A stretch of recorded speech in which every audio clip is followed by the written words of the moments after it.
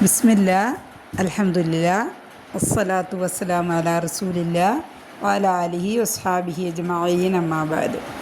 റബ്ബി ഇശ്റഹ് ലി സദ്രി വയസ്സിർ ലി അംരി വഹ്ലുൽ ഉഖ്ദതം മിൻ ലിസാനി യഫ്ഖഹു ഖൗലി. അല്ലാഹുമ്മ ലാ സഹ്ല ഇല്ലാ മാ ജഅൽതഹു സഹ്ല വഅൻത തജ്അലുൽ ഹസ്ന ഇദാ ശിഅ്ത സഹ്ല. റബ്ബി സിദ്നാ ഇൽമൻ നാഫിഅ. അപ്പോൾ നമ്മൾ ഇന്നത്തെ ഒരു ക്ലാസ്സിൽ നമ്മൾ ബസ്മലയെ പറ്റിയാണ് നമ്മൾ പഠിക്കാൻ പോകുന്നത്. ബസ്മല എന്ന് പറയുന്നത് ബിസ്മില്ലാഹിർ റഹ്മാനിർ റഹീം എന്നുള്ള ഒരു വചനം, ആ ഒരു വചനത്തിനാണ് എന്ത് പറയുന്നത്, ബസ്മല എന്ന് പറയുന്നത്.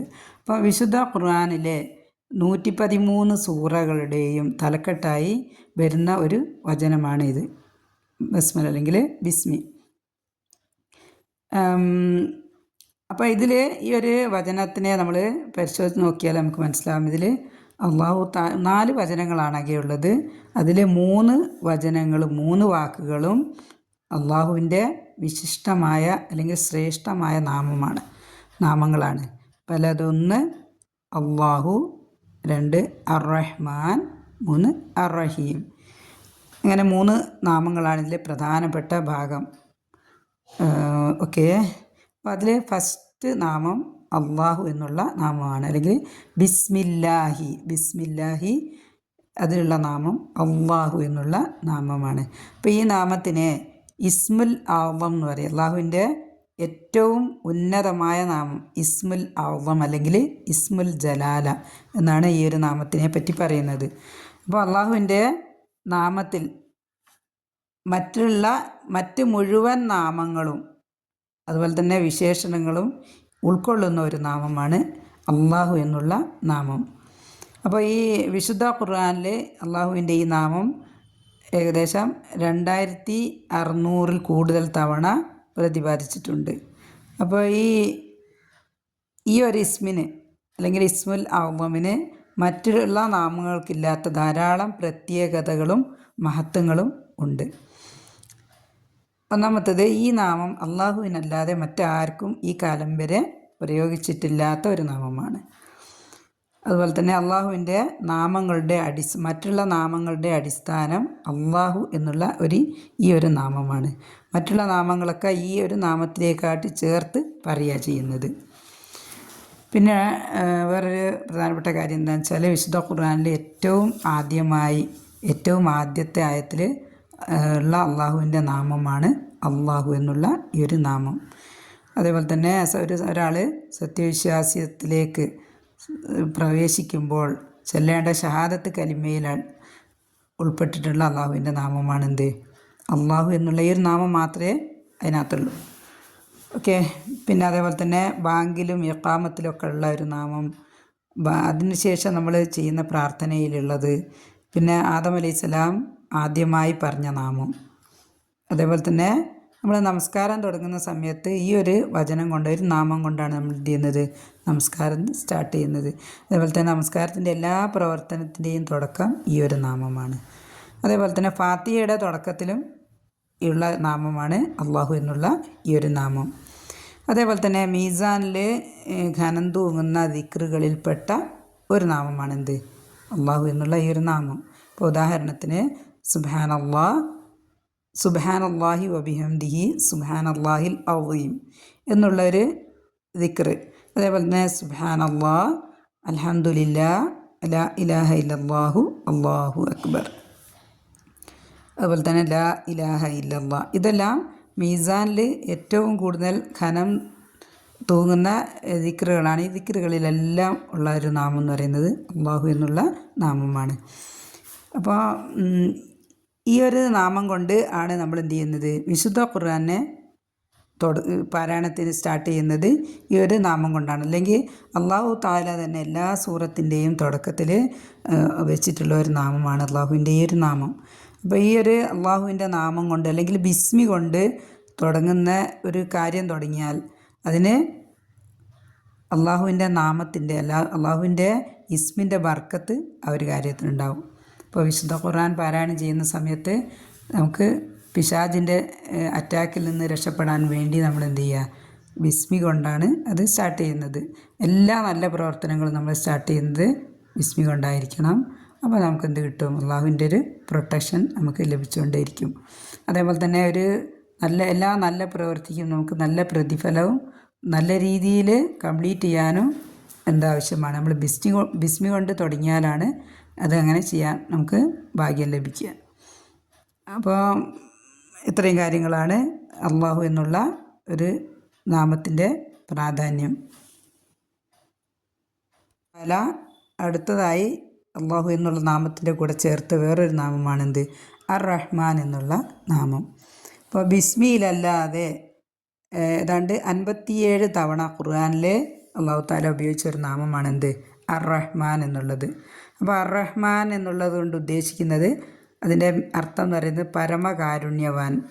അപ്പോൾ എല്ലാവിധ കാരുണ്യങ്ങളുടെയും നിറകുടമായ കാരുണ്യവാൻ എന്നാണ്. എന്ന് പറഞ്ഞാൽ കാരുണ്യത്തിൻ്റെ ഏറ്റവും ഹയസ്റ്റ് ലെവലിലാണ് എന്ത് പറയുന്നത്? അർ റഹ്മാൻ. അപ്പോൾ അള്ളാഹുവിൻ്റെ നിയമങ്ങൾക്ക് വിധേയമായി ജീവിക്കുന്നവർക്കും അവ ധിക്കരിച്ച് ജീവിക്കുന്നവർക്കും ഒരേപോലെ കാരുണ്യം നൽകുന്നവൻ എന്നാണ് ഈ ഒരു അർ റഹ്മാൻ എന്നുള്ള നാമം കൊണ്ട് ഉദ്ദേശം. അള്ളാഹുവിൻ്റെ കാരുണ്യം ഉദാഹരണത്തിന് നമ്മൾ ഭൂമിയിൽ ജീവിക്കുന്ന സമയത്ത് ഭൂമിയിൽ ജീവിക്കാനുള്ള ആവശ്യങ്ങൾ എല്ലാവർക്കും ഒരേപോലെയാണ് അല്ലേ? ഭൂമിയിൽ എല്ലാ സൗകര്യങ്ങളും ഏർപ്പെടുത്തിയത് എല്ലാവർക്കും കൂടിയാണ്. അള്ളാഹുവിനെ വഴിപ്പെട്ട് ജീവിക്കുന്നവർക്കും അള്ളാഹുവിനെ ധിക്കരിച്ച് ജീവിക്കുന്നവർക്കും എല്ലാവർക്കും ഒരേപോലെയാണ് ഭൂമിയിലുള്ള സൗകര്യങ്ങളൊക്കെ അള്ളാഹു താല ഒരുക്കി വെച്ചിട്ടുള്ളത്. ഉദാഹരണത്തിന് ഭക്ഷണം, വെള്ളം, പാർപ്പിടം, വായു, സന്താനങ്ങൾ, ഇതെല്ലാം അള്ളാഹുവിനെ ആരാധിക്കുന്നവർക്ക് പ്രത്യേകിച്ചോ അല്ലെങ്കിൽ അല്ലാത്തവർക്ക് അല്ലാതെ ഒന്നുമല്ല, എല്ലാവർക്കും ഒരേപോലെ ലഭിക്കുന്ന കാരുണ്യങ്ങളാണ് ഇതെല്ലാം. ഇപ്പോൾ അതേപോലെ തന്നെ അള്ളാഹു വിശുദ്ധ ഖുർആനിൽ ഈ ഒരു നാമത്തിൽ അല്ലേ, വേറെ അള്ളാഹുവിന് ഒരു നാമം കൊണ്ടും നാമത്തിലുള്ള ഒരു സൂറകൾ ഖുർആനില്ല. അർ റഹ്മാൻ എന്നുള്ള പേരിലാണ് എന്തുള്ളത്? 55-ാമത്തെ വിശുദ്ധ ഖുർആനിലെ 55-ാമത്തെ സൂറയുടെ പേര് അർ റഹ്മാൻ എന്നുള്ളതാണ്. അപ്പോൾ ആ ഒരു സൂറയിൽ അള്ളാഹു താലയുടെ അല്ലേ, നമുക്ക് മനുഷ്യവർഗത്തിനും ജിന്നു വർഗത്തിനും അള്ളാഹു ഒരുക്കി തന്നിട്ടുള്ള കാരുണ്യത്തെ പറ്റിയാണ് അവിടെ വിശദീകരിച്ച് തരുന്നത്. അപ്പോൾ ഇത്രയും കാരുണ്യങ്ങൾ നമുക്ക് നൽകിയ അള്ളാഹുവിനെ നമ്മൾ എന്ത് ചെയ്യണം? അള്ളാഹുവിനോട് നമ്മൾ നന്ദി കാണിക്കണം. അല്ലെങ്കിൽ അള്ളാഹുവിനെ മാത്രം ആരാധിക്കാൻ വേണ്ടിയാണ് നമ്മളെ ജിന്നുകളെയും അല്ലേ മനുഷ്യരെയും അള്ളാഹു സൃഷ്ടിച്ചത്. അപ്പോൾ നമ്മൾ എന്ത് ചെയ്യുക? പരമാവധി അള്ളാഹുവിനെ ആരാധിക്കാൻ ശ്രമിക്കുക. നല്ല രീതിയിൽ, ഏറ്റവും നല്ല രീതിയിൽ ഇഷ്ടപ്പെട്ടുകൊണ്ട് അള്ളാഹുവിനെ നമ്മൾ ആരാധിക്കണം. അപ്പോൾ അവിടെ അള്ളാഹു താല ഒന്നാമത്തെ കാരുണ്യമായിട്ട് പറഞ്ഞത് അല്ലേ, സൂറ അർ റഹ്മാനിൽ അർ റഹ്മാൻ അല്ലമൽ ഖുർആൻ എന്നുള്ളതാണ് ഫസ്റ്റ് കാരുണ്യമായിട്ട് പറഞ്ഞത്. അപ്പോൾ അതിൻ്റെ ഒരു യുക്തി എന്താണെന്ന് വെച്ചാൽ, വിശുദ്ധ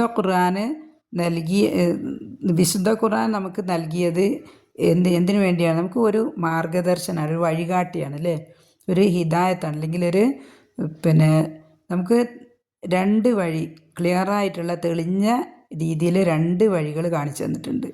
അപ്പോൾ അതിൽ വക്രതയൊന്നും ഇല്ലാതെ ക്ലിയറായിട്ട് അള്ളാഹു താല പറഞ്ഞു തന്നിട്ടുണ്ട്. ഏത് വഴിയിലൂടെ പോയാലാണ് നമുക്ക് രക്ഷപ്പെടാൻ പറ്റുക എന്നുള്ളത് നമുക്ക് വിശുദ്ധ ഖുർആനിൽ പഠിച്ച് നോക്കിയാൽ നമുക്ക് മനസ്സിലാവും. അപ്പോൾ ആ ഒരു ഖുർആൻ തരുന്നതിലൂടെ അതുപോലെ തന്നെ നമുക്ക് ക്ലിയറായ വിജയിക്കാനുള്ളൊരു വഴി പറഞ്ഞു തരുന്നതിലൂടെ അള്ളാഹു നമ്മളോട് ഏറ്റവും വലിയ കാരുണ്യമാണ് അള്ളാഹു നമുക്ക് നൽകിയിട്ടുള്ളത്. വീണ്ടും അതിൽ നമ്മൾ ഭൂമിയിൽ നമുക്ക് നൽകിയിട്ടുള്ള ഭക്ഷണത്തെ പറ്റി പറയുന്നുണ്ട്. അതിൽ ഭക്ഷണം എന്ന് പറയുന്ന സമയത്ത് അല്ലേ, ഭൂമിയിലുള്ള അല്ലെങ്കിൽ എല്ലാ ജീവജാലങ്ങൾക്കും ഒരേ സമയത്ത് ഏറ്റവും ചെറുത് മുതൽ ഏറ്റവും വലുത് വരെ ഉള്ള അതിനിടയ്ക്കുള്ള എല്ലാ ജീവജാലങ്ങൾക്കുള്ള ഭക്ഷണം ഭൂമിയിൽ അള്ളാഹു താല ഒരുക്കി വെച്ചിട്ടുണ്ട്. അത് നിന്നു പോവുകയില്ല. അതിൻ്റെ അള്ളാഹുവിൻ്റെ ഭക്ഷണം നൽകൽ എന്ന് പറഞ്ഞാൽ, ഇപ്പോൾ സാധാരണ ആൾക്കാരൊക്കെ ആണെങ്കിൽ കുറേ ആൾക്കാരുണ്ടെങ്കിൽ കുറച്ച് ആൾക്കാർ കഴിഞ്ഞിട്ട് വേറെ ആൾക്കാർ, അങ്ങനെയാണ് നമ്മൾക്ക് ഭക്ഷണം നൽകാൻ പറ്റും. അള്ളാഹുവിൻ്റെ ഭക്ഷണം നൽകൽ അങ്ങനല്ല, എല്ലാവർക്കും ഒരേ സമയത്ത് നിന്ന് പോവാതെ എന്ന് മനുഷ്യൻ തുടങ്ങിയോ അല്ലെങ്കിൽ എന്ന് ജീവജാലങ്ങളുണ്ടോ എന്ന് അവസാനിക്കുന്നു അതുവരെ ഭക്ഷണങ്ങൾ നൽകുന്ന കാരുണ്യമാണ് അള്ളാഹു. പിന്നെ അതേപോലെ തന്നെ ഈ ഭക്ഷണത്തിൻ്റെ കാര്യം കുറച്ചും കൂടി ഉള്ളിലോട്ട് നമുക്ക് നോക്കിയാൽ നമുക്ക് മനസ്സിലാകുന്നത് പിന്നെ വ്യത്യസ്ത തരത്തിലുള്ള ഭക്ഷണങ്ങൾ അല്ലേ. ഇപ്പോൾ ഉദാഹരണത്തിന് ഫ്രൂട്ട്സിനെ നമ്മൾ നോക്കുകയാണെങ്കിൽ 1-2 തരത്തിൽ ടൈപ്പ് ഉണ്ടെങ്കിൽ തന്നെ നമുക്ക് ജീവൻ നിലനിർത്താനുള്ളത് അത് മതി. പക്ഷേ അള്ളാഹു തആല അല്ലേ വ്യത്യസ്ത രുചികളിൽ, വ്യത്യസ്ത വർണ്ണങ്ങളിലുള്ള, വ്യത്യസ്ത പോഷകങ്ങളിലുള്ള എല്ലാ തരം ഭക്ഷണങ്ങളും ഓരോന്നെടുത്ത് നമ്മൾ ആലോചിച്ച് നോക്കിയാൽ അതിനകത്തെല്ലാം വ്യത്യസ്ത തരങ്ങളുണ്ടാകും. അപ്പോൾ ഇത് ഇങ്ങനെ ഇത്രയും വെറൈറ്റീസ് നമുക്ക് തരിക വഴി അള്ളാഹു എന്താണ്, അള്ളാഹുവിൻ്റെ ഏറ്റവും കാരുണ്യമാണ് നമുക്ക് അള്ളാഹു അതിൽ എടുത്തു കാണിക്കുന്നത്. അതേപോലെ തന്നെ വെള്ളം എന്ന് പറയുന്നത് അല്ലേ, ഭൂമിയിൽ 90% മുകളിലും വെള്ളം തന്നെയാണുള്ളത്, വെള്ളഭാഗമാണ് കൂടുതലുള്ളത്. പക്ഷേ കടൽ വെള്ളമായതുകൊണ്ട് നമുക്ക് എന്ത് ചെയ്യാൻ പറ്റില്ല, അത് ഉപയോഗിക്കാൻ പറ്റില്ല, ഉപ്പുവെള്ളം നമുക്ക് ഉപയോഗിക്കാൻ പറ്റില്ല. പിന്നെ സൂര്യപ്രകാശത്തിൻ്റെ സഹായത്തോടെ കടലിലെ വെള്ളം എന്ത് ചെയ്യുന്നു, നീരാവിയായിട്ട് മേലോട്ട് ഫിൽട്ടർ ചെയ്യുക അല്ലേ, ഒരു ഫിൽട്രേഷനാണ് അവിടെ നടക്കുന്നത്. അപ്പോൾ ഫിൽട്ടർ ചെയ്തിട്ട് അത് മുകളിലോട്ട് പോവുകയും മേഘം ഉണ്ടാകുകയും ചെയ്യുന്നു. അപ്പോൾ ഈ മേഘം ഈ വേസ്റ്റുകൾ അല്ലെങ്കിൽ ഉപയോഗശൂന്യമായ കാര്യങ്ങളൊക്കെ കടലിൽ ഒഴിവാക്കിയിട്ടാണ് ശുദ്ധമായ രീതിയിലാണ് വെള്ളം നീരാവിയായിട്ട് മേലോട്ട് പോകുന്നത്. അതിലുള്ള ഒരു കാര്യം എന്ന് പറഞ്ഞാൽ, ഇപ്പോൾ മേഘങ്ങൾ എന്ന് പറയുന്നാൽ ഓരോ മേഘക്കൂട്ടത്തിലും ഒരുപാട് അളവിലുള്ള വെള്ളമാണ് ഉൾപ്പെട്ടിട്ടുണ്ടാകുക. അപ്പോൾ അതെല്ലാം കൂടെ ഒരു സ്ഥലത്തോട്ട് അങ്ങോട്ട് പെയ്ത് കഴിഞ്ഞാൽ അവിടെ എന്ത് ചെയ്യില്ല, അവിടെ ആൾക്കാർക്കും ഒന്നും അവിടെ ബാക്കി ഉണ്ടാവില്ല, എല്ലാം നശിച്ചു പോകും. അപ്പോൾ അതിന് ഉള്ള ഒരു കാര്യം എന്താണെന്ന് വെച്ചാൽ കാറ്റിനെ ഉപയോഗിച്ചിട്ട് അത് വ്യത്യസ്ത സ്ഥലങ്ങളിലേക്ക് കാറ്റ് ഈ മേഘങ്ങളെ തെളിച്ചു കൊണ്ടുപോവുകയും ഓരോ സ്ഥലത്തിന് ആവശ്യമായ രീതിയിലുള്ള ഒരു തോതിൽ ഉള്ള മഴയാണ് ഓരോ സ്ഥലത്തും പെയ്തിറങ്ങുന്നത്. അപ്പോൾ അത് പെയ്തിറങ്ങുന്ന സമയത്തും അതിൻ്റെ ഒരു കാരുണ്യം അല്ലെ, അള്ളാഹുവിൻ്റെ ഒരു കാരുണ്യമാണ്. അതങ്ങനെ സ്പ്രെഡായിട്ടാണ് വരുന്നത്, ഒന്നിച്ചങ്ങോട്ട് വരുന്നില്ല, സ്പ്രെഡ് ചെയ്തിട്ട് വ്യത്യസ്ത സ്ഥലങ്ങളിലേക്ക് സ്പ്രെഡ് ചെയ്തിട്ടാണ് അത് ഇറക്കുന്നത്. അതേപോലെ തന്നെ പിന്നെ വായുവിനെ സംബന്ധിച്ച് പറയുകയാണെങ്കിൽ ലോകം മനുഷ്യൻ തുടങ്ങുന്നല്ല ആദം അലൈഹി സ്വലാമിൻ്റെ മുതൽ ഇന്ന് വരെ എത്രയോ കോടി കണക്കിന് ആളുകൾ ഭൂമിയിൽ ജീവിച്ചുപോയി അല്ലേ. അതുകൊണ്ടൊന്നും എന്ത് ചെയ്യുന്നില്ല, നമുക്ക് ശ്വസിക്കാനുള്ള ഓക്സിജൻ വേണം. ഓക്സിജന് ഭൂമിയിൽ ഇല്ലാണ്ടായി പോകുന്നില്ല. അതിനുള്ളൊരു കാരണം എന്താണെന്ന് വെച്ചാൽ മനുഷ്യൻ ഓക്സിജൻ സ്വീകരിച്ചിട്ട് കാർബൺ ഡൈ ഓക്സൈഡിനെയാണത് പുറത്തേക്ക് വിടുക, വേസ്റ്റായിട്ട് കാർബൺ ഡൈ ഓക്സൈഡിനെ പുറത്തേക്ക് വിടും. ഈ ഒരു കാർബൺ ഡൈ ഓക്സൈഡ് ഉപയോഗിച്ചുകൊണ്ട് ചെടികൾ ഭക്ഷണം ഉണ്ടാക്കും. സൂര്യപ്രകാശവും അതേപോലെ തന്നെ കാർബൺ ഡൈ ഓക്സൈഡ് ഉപയോഗിച്ചിട്ട് ചെടികൾ ഭക്ഷണം ഉണ്ടാക്കുകയും ആ ചെടികൾ ഭക്ഷണം ഉണ്ടാക്കുന്ന വേസ്റ്റായിട്ട് വരുന്ന ഓക്സിജനെ അത് പുറത്തേക്ക് വിടുകയും ചെയ്യും. അപ്പോൾ ഈ ഒരു പ്രോസസ്സ് ഇങ്ങനെ കണ്ടിന്യൂസ് ആയിട്ട് നടക്കുന്നത് കൊണ്ട് ചെടികൾക്കുള്ള കാർബൺ ഡൈ ഓക്സൈഡിനും ഇല്ലാണ്ടായി പോവില്ല, മനുഷ്യനുള്ള ഓക്സിജനും ഇല്ലാണ്ടായി പോവില്ല. അപ്പോൾ ചെടികളും ഏറ്റവും പ്രധാനപ്പെട്ടതാണ് മനുഷ്യൻ്റെ ജീവിതവുമായി. ഏറ്റവും ചെടികളില്ലെങ്കിൽ മനുഷ്യന് നമുക്ക് കിട്ടുന്ന ഭക്ഷണത്തിൻ്റെ എല്ലാ ഉറവിടങ്ങളും എന്താണ്, എല്ലാ ഉറവിടങ്ങളും ചെടികളിൽ നിന്നാണ്. അപ്പോൾ ഇങ്ങനെ ഒരു ബാലൻസ് ചെയ്ത രീതിയിൽ ഒന്നിനും ഒരു കുറവില്ലാത്ത രീതിയിൽ അള്ളാഹു തആല ഭൂമിയെ സജ്ജീകരിച്ചത് അള്ളാഹുവിൻ്റെ ഏറ്റവും വലിയ കാരുണ്യമാണ്. അപ്പോൾ ഈ അള്ളാഹു സുബ്ഹാനഹു വ തആലയുടെ ഈ അർ-റഹ്മാൻ എന്നുള്ള നാമം നമ്മൾ പഠിക്കുന്നതിലൂടെ നമ്മൾ മനസ്സിലാക്കേണ്ടത്, നമുക്ക് ഇത്രയും കൂടുതൽ കാരുണ്യം അള്ളാഹു നൽകുന്ന സമയത്ത് നമ്മളെ ചുറ്റുപാടിലുള്ള ആളുകൾക്കും അതേപോലെ തന്നെ എല്ലാ ജീവജാലങ്ങളോടും നമ്മൾ എന്ത് ചെയ്യുക, പറ്റുന്നത്ര കാരുണ്യം കാണിക്കുക. ഇപ്പോൾ നമ്മൾ ഭൂമിയിലുള്ളവരോട് നമ്മൾ കാരുണ്യം കാണിച്ചാൽ അല്ലേ, അള്ളാഹു നമ്മളോടും കാരുണ്യം കാണിക്കും. ആ ഒരു ചിന്ത നമ്മളെ മനസ്സിലുണ്ടായിക്കൊണ്ട് നമ്മൾ എന്ത് ചെയ്യുക, എല്ലാത്തിനോടും നമ്മൾ പറ്റുന്ന രീതിയിലുള്ള കാരുണ്യങ്ങൾ നമ്മൾ കാണിച്ചുകൊണ്ടേയിരിക്കുക. പറ്റുന്ന സഹായങ്ങൾ ആൾക്കാർക്ക് ചെയ്യുക. ജീവജാലങ്ങളാണെങ്കിൽ അതിന് പറ്റുന്ന ഭക്ഷണങ്ങൾ ഒക്കെ നൽകി, അതുപോലെ തന്നെ വെള്ളം നൽകിയൊക്കെ എല്ലാവരോടും നമ്മൾ എന്ത് ചെയ്യുക, കാരുണ്യം കാണിക്കുക. പിന്നെ ഒരു പ്രധാനപ്പെട്ട ഒരു കാര്യം എന്താണെന്ന് വെച്ചാൽ നമുക്ക് നമ്മളെ ജീവിതത്തിൽ നമുക്ക് പല പ്രയാസങ്ങളും ഉണ്ടാവും അല്ലേ. ചിലപ്പോൾ നമ്മളെ ഒറ്റ ബന്ധുക്കളുടെ മരണമായിരിക്കും, മക്കളോ അല്ലെങ്കിൽ നമുക്ക് ഏറ്റവും ഇഷ്ടപ്പെട്ട ആൾക്കാരുടെ മരണം. പിന്നെ അതേപോലെ തന്നെ നഷ്ടം, ബിസിനസ്സിലോ ജോലിയിലോ ഒക്കെ ഉണ്ടാകുന്ന നഷ്ടം, പിന്നെ അതേപോലെ തന്നെ രോഗം. ഇത്തരം കാര്യങ്ങളൊക്കെ നമ്മളെ മനസ്സിനെ പിടിച്ചലയ്ക്കുന്നല്ലേ അല്ലേ, നമ്മൾക്ക് ഏറ്റവും പ്രയാസം ഉണ്ടാക്കുന്ന ഒരു അവസരങ്ങളാണിതെല്ലാം. അപ്പോൾ ഇത്തരം അവസരങ്ങളിൽ നമ്മളെന്ത് ചെയ്യുക, ഒരു സത്യവിശ്വാസിക്ക് എന്തെങ്കിലും ഒരു പ്രയാസം വന്നു കഴിഞ്ഞാൽ അത് ഒരു ഹൈറുണ്ടാവും നമ്മൾ മനസ്സിലാക്കുക. ഓക്കെ, ആ സമയത്ത് ചിലപ്പോൾ നമുക്കത് മനസ്സിലാക്കിക്കൊള്ളണമെന്നില്ല. കുറച്ച് കാലം മുന്നോട്ട് നീങ്ങുന്നതിനനുസരിച്ച് ചിലപ്പോൾ നമുക്കത് മനസ്സിലാവും. അപ്പോൾ വിശുദ്ധ ഖുർആനിലെ സൂറ കഹ്ഫിലൂടെ അള്ളാഹു അതിനുള്ള ഉദാഹരണങ്ങളൊക്കെ നമുക്ക് പറഞ്ഞു തരുന്നുണ്ട്. അതേപോലെ തന്നെ ഈ ഒരു ബുദ്ധിമുട്ടുകൾ പ്രയാസങ്ങൾ നമുക്കുണ്ടാകുന്ന സമയത്ത് ഈ ഒരു പ്രയാസത്തിനെ ലഘൂകരിക്കാൻ വേണ്ടി അല്ലെങ്കിൽ ആശ്വാസം കണ്ടെത്താൻ വേണ്ടി നമുക്ക് അള്ളാഹുവിലേക്ക് കൂടുതൽ അടുക്കാൻ പറ്റിയാൽ ഈ ഒരു പ്രയാസങ്ങളും ഏറ്റവും വലിയ കാരുണ്യമായിരിക്കും. അപ്പോൾ നമുക്കൊരു പ്രയാസം ഉണ്ടായും കൊണ്ട് നമ്മൾ അള്ളാഹുവിലേക്ക് കൂടുതൽ അടുക്കാൻ അതിനൊരു കാരണമായിട്ടുണ്ടെങ്കിൽ അത് അള്ളാഹുവിൻ്റെ ഏറ്റവും വലിയ കാരുണ്യമാണെന്ന് നമ്മൾ മനസ്സിലാക്കുക. ഓക്കെ, ഇനി വിശുദ്ധ ബസ്മലയിൽ അള്ളാഹു താല അടുത്ത നാമമായിട്ട് പറഞ്ഞത് അർ-റഹീം എന്നുള്ള നാമമാണ്. അർ-റഹീം, അർ-റഹ്മാൻ എന്നുള്ള നാമത്തിൽ നിന്നും വ്യത്യസ്തമായി അർ-റഹീം എന്നുള്ള നാമത്തിലുള്ള കാരുണ്യം അള്ളാഹുവിന് വഴിപ്പെട്ട് ജീവിക്കുന്ന വിശ്വാസികൾക്ക് മാത്രമായി അള്ളാഹു പരലോകത്ത് നൽകാനായി കരുതി വെച്ച കാരുണ്യത്തിനാണ് എന്ത് പറയുന്നത്, അർ-റഹീം എന്നുള്ള കാരുണ്യം. അപ്പോൾ റസൂൽ സല്ലല്ലാഹു അലൈഹി വസല്ലം പറയുന്നത്, ഒരു ഹദീസിൽ പറഞ്ഞിരിക്കുന്നത്, തീർച്ചയായും അള്ളാഹുവിന് 100 കാരുണ്യമുണ്ട്, അതിൽ നിന്ന് ഒരു കാരുണ്യമാണ് ഭൂമിയിലുള്ള സകലത്തിലേക്കും അള്ളാഹു താല ഇറക്കിയിട്ടുള്ളത്. അപ്പോൾ ആ 1% അല്ലെങ്കിൽ ഒരു കാരുണ്യം കൊണ്ടാണ് ഭൂമിയിലുള്ള ആളുകൾ പരസ്പരം അനുകമ്പയും കാരുണ്യവും കാണിക്കുന്നത്. അതേപോലെ തന്നെ എല്ലാ ജീവികളും മറ്റുള്ള ജീവികളോടും അതേപോലെ തന്നെ മക്കളോടും എല്ലാവരോടും കാണിക്കുന്ന കാരുണ്യം ഈ 1% കാരുണ്യത്തിൽ നിന്നാണ്. അതെല്ലാവർക്കും കൂടി ഡിസ്ട്രിബ്യൂട്ട് ചെയ്ത് കൊടുത്താണ് ഈ ഒരു കാരുണ്യം. ബാക്കിയുള്ള 99 കാരുണ്യവും പരലോകത്ത് അവൻ്റെ അടിമകൾക്ക് നൽകാനായി അള്ളാഹു മാറ്റിവെച്ചിരിക്കുകയാണെന്ന്. അപ്പോൾ ഒന്ന് ഓർത്ത് നോക്ക്, ഈ 1% കാരുണ്യങ്ങൾ നമ്മളിപ്പോൾ അല്ലേ, അർ-റഹ്മാൻ എന്നുള്ള നാമത്തിനെ പറ്റി നമ്മൾ ഒരുപാട് കാര്യങ്ങൾ പറഞ്ഞില്ലേ, അള്ളാഹുവിൻ്റെ കാരുണ്യത്തെപ്പറ്റി നമ്മൾ ഒരുപാട് കാര്യങ്ങൾ പറഞ്ഞു. അതെല്ലാം ഉൾക്കൊള്ളുന്നതാണ് ഈ ഒരു കാരുണ്യത്തിലാണ് അതെല്ലാം ഉൾപ്പെടുന്നത്. അപ്പോൾ ബാക്കിയുള്ള 99 എത്ര ഉണ്ടാവും നമുക്ക് ഊഹിക്കാൻ പോലും പറ്റൂല അല്ലേ. അള്ളാഹുവിൻ്റെ അടിയാറുകൾക്ക് സ്വർഗത്തിൽ അല്ലെങ്കിൽ പരലോകത്ത് ഒരുക്കി വെച്ചിരിക്കുന്ന കാരുണ്യം എന്താണെന്ന് ഈ ഒന്നുമായിട്ട് കമ്പയർ ചെയ്യുന്ന സമയത്ത് ഈ 99 എന്ന് പറഞ്ഞാൽ എത്ര ഇരട്ടി ഉണ്ടാവും അതിൽ.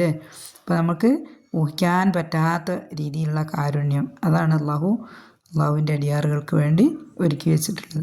അപ്പോൾ നമ്മളെ സംബന്ധിച്ചിടത്തോളം നമ്മളുടെ ചിന്തയിൽ എന്താ ഉണ്ടാവേണ്ടതെന്ന് വെച്ചാൽ, നമ്മൾ ഭൂമിയിൽ കുറച്ച് കാലം, വളരെ കുറഞ്ഞ സമയമാണ് നമ്മൾ ജീവിക്കുക. ഈ ജീവിക്കുന്ന സമയത്ത് അള്ളാഹുവിന് തൃപ്തിപ്പെട്ട രീതിയിൽ നമ്മളെ ജീവിതം മുന്നോട്ട് കൊണ്ടുപോവുക.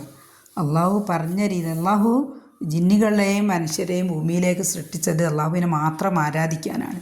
അപ്പോൾ ആരാധനയിൽ മറ്റുള്ള ആരെയും ചേർക്കാതെ അള്ളാഹുവിനെ മാത്രം ആരാധിക്കുക, നിഷ്കളങ്കമായി അള്ളാഹുവിൻ്റെ തൃപ്തിയും അള്ളാഹുവിൻ്റെ പ്രതിഫലവും മാത്രം ആഗ്രഹിച്ചുകൊണ്ട് നമ്മൾ അള്ളാഹുവിനെ ആരാധിക്കുക. അള്ളാഹുവിനെ ഇഷ്ടപ്പെടുന്ന പ്രവൃത്തികൾ പരമാവധി പറ്റുന്നത്രയും ചെയ്യുക. എന്നിട്ട് എന്ത് ചെയ്യുക, അതേപോലെ തന്നെ നമുക്ക് ചുറ്റുമുള്ള എല്ലാ ജീവജാലങ്ങളോടും നമ്മൾ കാരുണ്യം കാണിച്ചുകൊണ്ട് ഈ 99% കാരുണ്യത്തിൽ ഒരു പങ്കുകാരായി നമുക്ക് ഭൂമിയിൽ നിന്ന് പിരിഞ്ഞു പോകണം. അപ്പോൾ അതിനുള്ളൊരു സൗഭാഗ്യം നമുക്കെല്ലാവർക്കും അള്ളാഹു സുബ്ഹാനഹു വ തആല നൽകി അനുഗ്രഹിക്കട്ടെ. റബ്ബനാ തഖബ്ബൽ മിന്നാ ഇന്നക അൻതസ് സമീഉൽ അലീം വതുബ് അലൈനാ ഇന്നക അൻതത് തവ്വാബുർ റഹീം. സുബ്ഹാനകല്ലാഹുമ്മ വബിഹംദിക നശ്ഹദു അല്ലാ ഇലാഹ ഇല്ലാ അൻത നസ്തഗ്ഫിറുക വനതൂബു ഇലൈക്.